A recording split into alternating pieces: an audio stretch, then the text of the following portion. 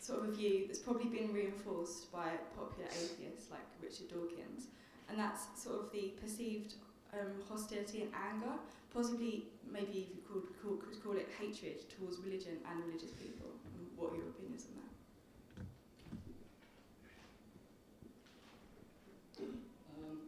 Well, I'll first say it doesn't surprise me at all that a lot of theists have this view.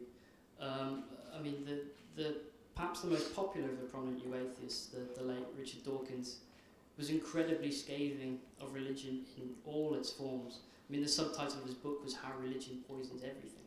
You know.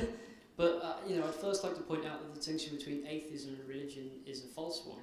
Far from being anti-religious, many atheists in the Eastern Hemisphere are actively religious. And of course, it's not restricted to the Eastern Hemisphere, but that's usually where they come from.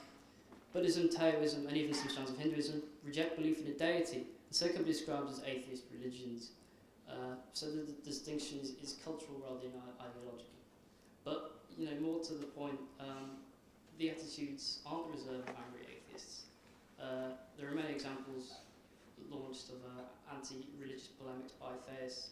My favourite example that I wrote about the blog was this little poet William Blake, who, although he accepted the core tenets of Christianity, he strongly rejected the established church. He despised it. So I'm not saying you can be just as bad as we can.